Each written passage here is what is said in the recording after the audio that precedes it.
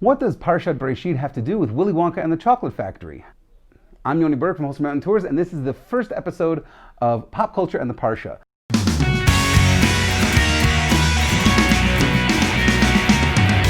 The weekly show where I take the Parsha of the week and I connect it to some element of pop culture, whether it's movies, TV shows, plays, comic books, whatever it might be.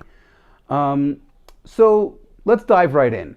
What is in Parshat Beresheet? Well, there's a lot to unpack. There's the creation of the world, there's the story of the Garden of Eden, there's Cain and Abel, and there's all the generations from Adam to Noah. And I'm not going to go through all of that because that's a lot to talk about. But I do want to talk about one part of the Parsha. I want to talk about when the snake convinced Adam and Eve to eat from the tree of knowledge.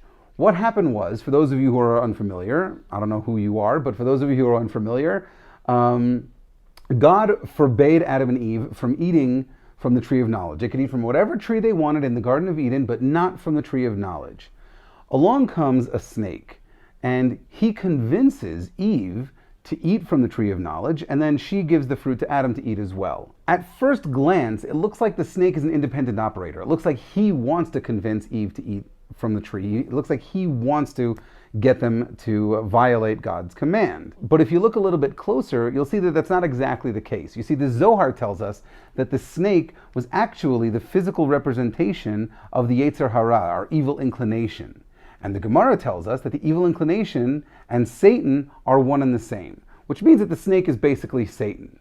Now, when I say Satan, most people think of the most popular version of Satan, which is the Christian version of Satan. And in Christianity, Satan is an independent operator, and he has his own free will, and he's fighting God because he wants to fight God.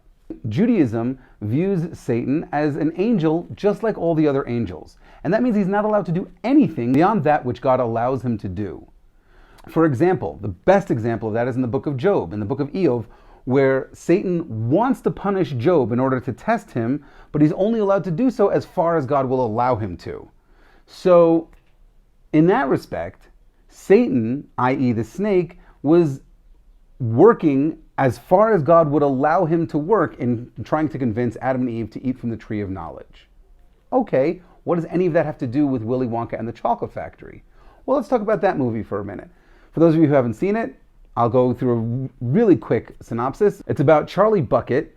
He's one out of 5 lucky children who find a golden ticket in their candy bars that allows them to have a tour of the Wonka Chocolate Factory, which is run by this eccentric chocolatier named Willy Wonka, whom people haven't seen in a long time. In the movie, every time one of those 5 children finds their golden ticket in their candy bar, it causes a media frenzy, and reporters come and interview them immediately. While that's happening, we always see this shady character with a scar on his face come and speak to the children. We don't know what he's saying until Charlie finds his ticket. He's the last one to find a ticket, and just like all the other children, this man comes and approaches Charlie. And we finally hear what he has to say. What is he saying? He's Fantastic invention. The everlasting gobstopper. If he succeeds, he'll ruin me. So all I want you to do is to get hold of just one everlasting gobstopper and bring it to me so that I can find the secret formula. Think it over, will you? A new house for your family, and good food and comfort for the rest of their lives. And don't forget the name. Everlasting Gobstopper. As the movie goes on, we find during the tour of the chocolate factory that they are shown the everlasting gobstopper, and each of the children take an everlasting gobstopper. And even though Willy Wonka says that they're not allowed to tell anybody about it, they all give each other a knowing glance, indicating that they're going to give theirs to Slugworth. That is until the end of the movie, when Charlie thinks better of it, and he says, I don't want to do that, and he returns the everlasting gobstopper to Willy Wonka. At that point, we find out that the whole thing was a ruse. The whole thing was a fabrication. That the person that we knew as Slugworth was really not Slugworth. He was actually a man named Wilkinson that worked for Willy Wonka. And the whole thing was a test of the children's moral integrity to see if they really would steal. Because Wonka wasn't just looking to give a tour of his factory, he was actually looking for an heir, and he wanted to make sure that the person that he would pass the factory on to would be of high moral caliber. And so he used this as a test.